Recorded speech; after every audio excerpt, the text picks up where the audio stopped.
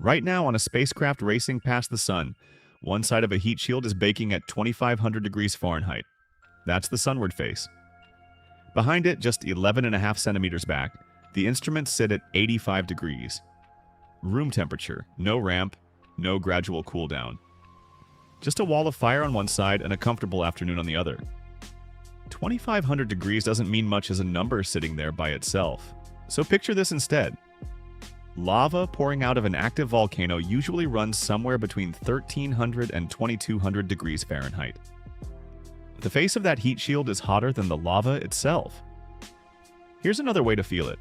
That kind of heat is enough to melt most of the metal you'd find in a car, a bridge, a skyscraper's frame, almost instantly. Steel starts to give around 2,500 degrees. This spacecraft is parked right at that line, and holding. But zoom out for a second. That inferno is happening across 11.5 centimeters of carbon foam, less than the length of your hand. On the other side of it, the ship is sitting at a temperature you'd call a pleasant summer day. And the plasma surrounding the whole scene, the sun's outer atmosphere, is sitting at several million degrees. The spacecraft isn't cooking. It isn't even close to cooking, so if the heat right there is genuine, hot enough to melt steel, hotter than lava, surrounded by millions of degrees of plasma, why does the empty space just past that shield stay pitch dark and freezing instead of glowing and warm like you'd expect? That's the question of this video. Not, is space cold? Everyone already assumes that.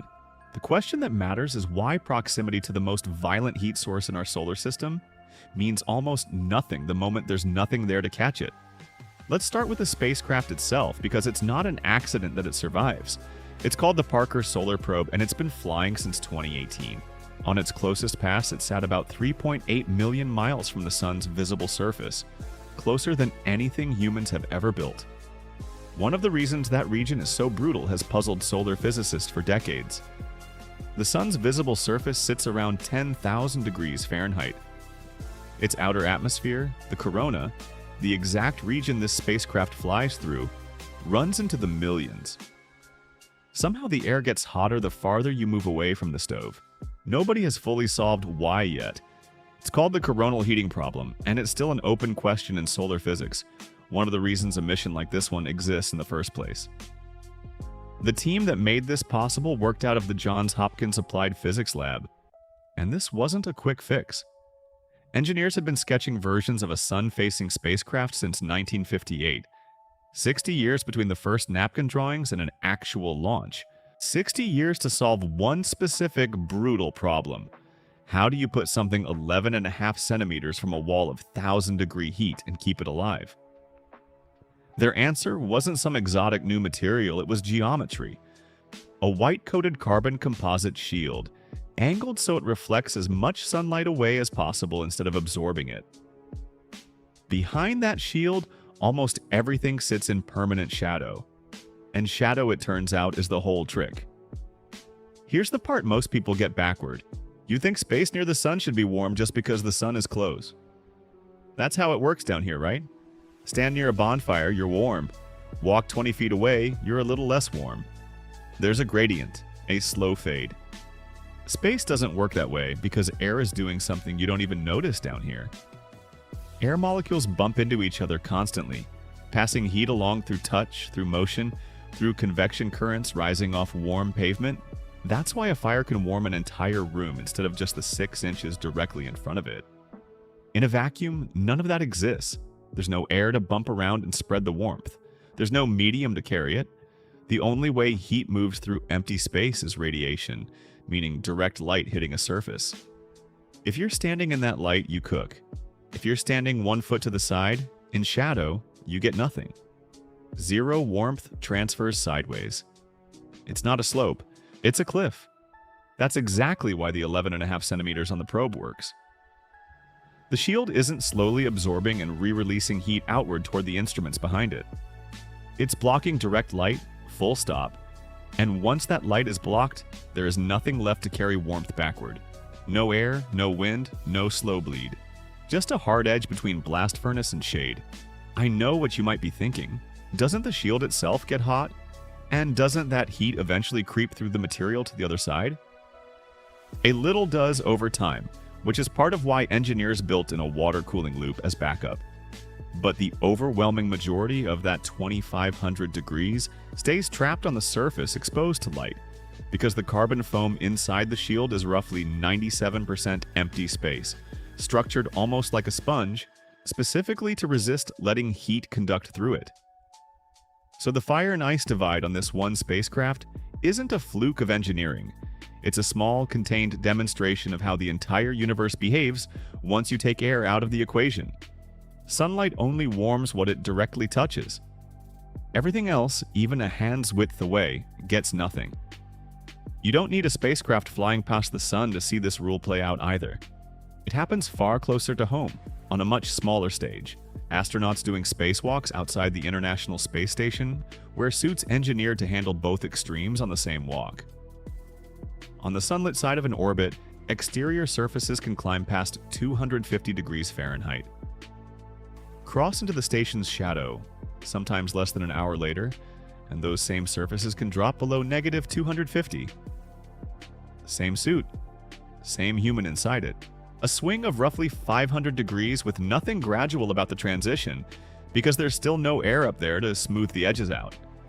That's also why a spacesuit isn't really clothing, it's a wearable spacecraft. Multiple insulating layers trap body heat against the cold.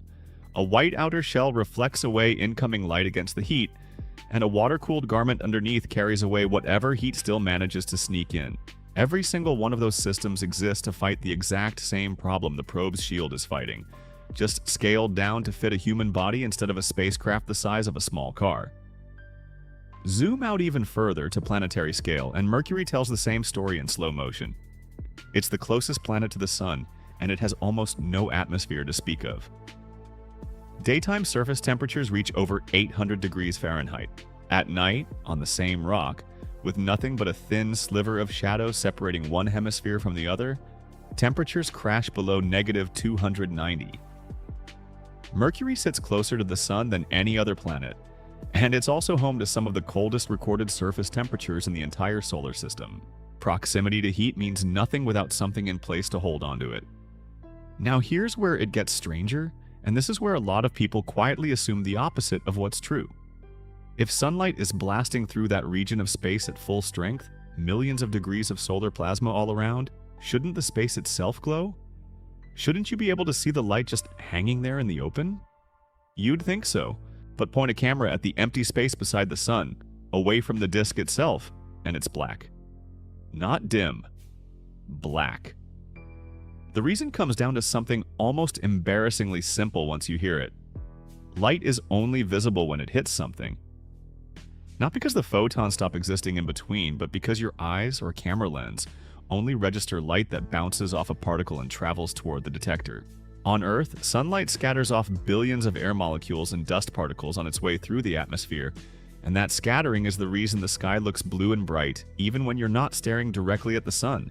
The atmosphere is basically a giant diffuse screen that catches stray light and throws it in every direction, including toward your eyes.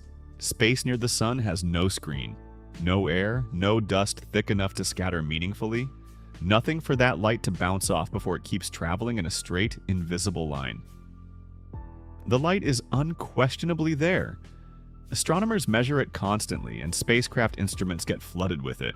But unless it hits your retina directly, or hits some particle first, it stays completely dark to the eye. You're floating in a fire hose of radiation you cannot see because there's nothing around you to reveal it.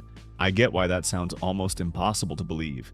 Space photos from telescopes are full of glowing nebulas and colorful stars, so it feels like space should be luminous everywhere, especially near something as bright as the sun. But most of what makes those photos glow is either the object itself emitting light, like a star's surface, or genuinely dense gas and dust clouds scattering that light around. The same rule as our own atmosphere, just spread across trillions of miles instead of a few dozen. The empty gaps between all of that stay black, always, everywhere, without exception. This is also why every photograph the Apollo astronauts took on the moon shows a completely black sky, even in broad daylight, with the sun blazing and the lunar surface lit up almost white. The moon has essentially no atmosphere either, no scattering, no screen. Astronauts standing in full sunlight, casting sharp shadows, looked straight up into what amounted to the middle of the afternoon, and saw nothing but stars and blackness, because there was nothing between their eyes and the emptiness of space to catch that sunlight and hand it to them. It's also why deep space telescope images that look so brilliantly lit up online are almost never a quick snapshot. Capturing a faint nebula or distant galaxy usually means leaving the camera's sensor open for hours, sometimes stacking dozens of separate exposures on top of each other, patiently gathering up individual photons, one at a time, from something with almost nothing nearby to scatter its light toward the lens. The universe isn't hiding that light from you. It's just not handing it over for free. You have to build the screen yourself, one exposure at a time, because space itself isn't going to provide one. So now put both halves of this together. Direct sunlight near the sun is scorching, but it doesn't spread sideways because there's no medium to carry it. And that same emptiness that refuses to carry heat is also refusing to carry visible light to your eyes because there's nothing there for the light to hit. The fire and the darkness are caused by the exact same missing ingredient. Not two separate mysteries. 1.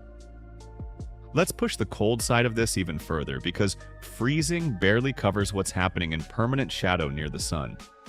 Anything sitting fully out of direct sunlight, with nothing warm nearby to radiate heat at it, doesn't settle at some mild, chilly temperature. It keeps losing heat toward the coldest baseline that exists anywhere in the universe, and we only know the exact number for that baseline because of an accident. In 1964, two radio astronomers named Arno Penzias and Robert Wilson were running a sensitive antenna at Bell Labs in New Jersey, originally built for satellite communication and repurposed for scanning faint radio signals from our galaxy. They kept picking up a faint, uniform hiss they couldn't explain. They checked every part of the hardware. They cleared out a pair of pigeons that had nested inside the horn. The noise stayed exactly the same, no matter where in the sky they pointed the antenna. For nearly a year, it just sat there, unexplained.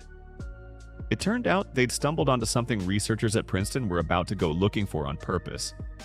The leftover radiation from the universe's earliest moments cooled down over billions of years of expansion into a faint, microwave hiss coming from every direction at once.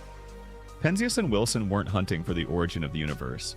They found it anyway while trying to fix what they thought was broken equipment. It won them the Nobel Prize. That leftover glow is called the cosmic microwave background, and it fills every point in space at a near constant 2.7 degrees above absolute zero. That's roughly minus 270 degrees Celsius. Not winter cold, not deep freezer cold. A number so close to the theoretical floor of temperature itself that scientists usually just call it the background. You can watch the opposite version of the same story playing out right now, tens of billions of miles away.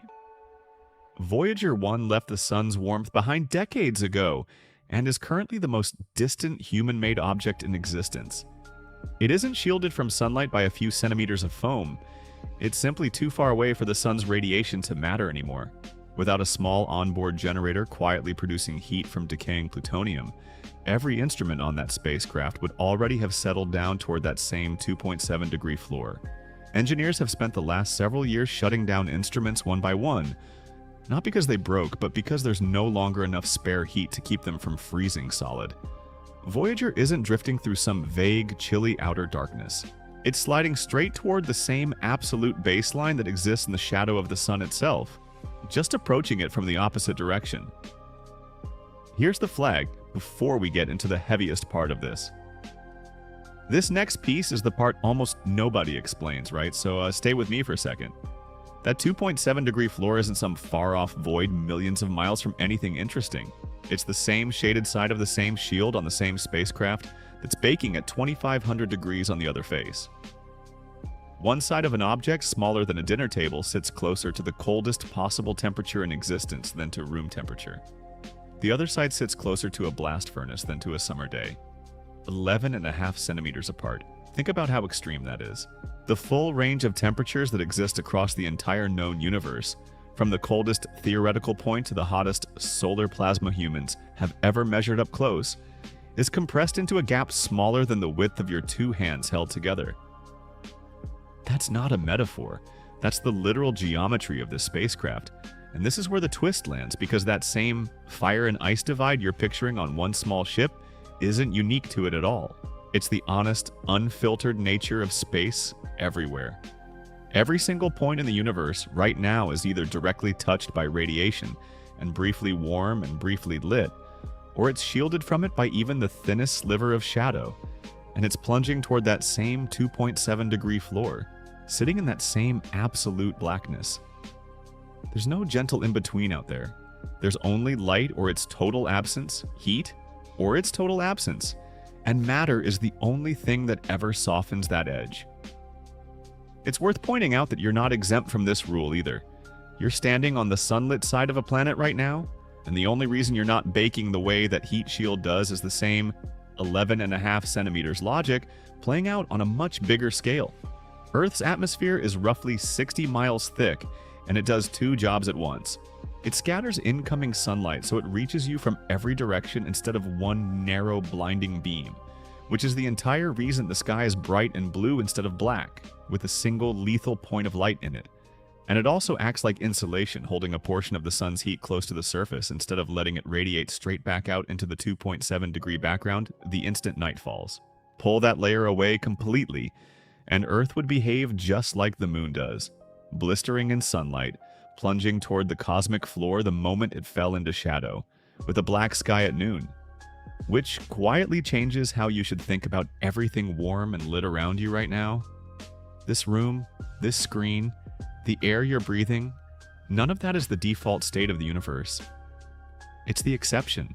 It's what happens on the rare occasions when enough matter piles up to catch radiation, hold on to some of it, and pass it around instead of letting it slide straight past into nothing. You're not living in a warm, bright universe that happens to have cold, dark patches in it. You're living on a razor-thin exception inside a universe that is overwhelmingly dark and overwhelmingly close to absolute zero. The second there's nothing around to catch the light, every planet, every spacecraft, every living thing that's ever existed only stays warm and visible because of a layer of matter standing directly between it and that total blackness. Strip that layer away, even by 11.5 centimeters, and you don't fade gently into cold. You fall straight through the floor into it. There's something almost tender about that once you sit with it for a second. Every warm room you've ever stood in, every sunrise you've ever watched without needing a heat shield, every ordinary bright afternoon was never guaranteed. It was borrowed, held here by a paper-thin shell of atmosphere doing quiet, unglamorous work you never have to think about, standing between you and a universe that is, by overwhelming default, dark and close to absolute zero everywhere else. Which side of that line are you actually standing on right now? And if the shield ever failed even for a second, how long do you really think you'd last before you found out?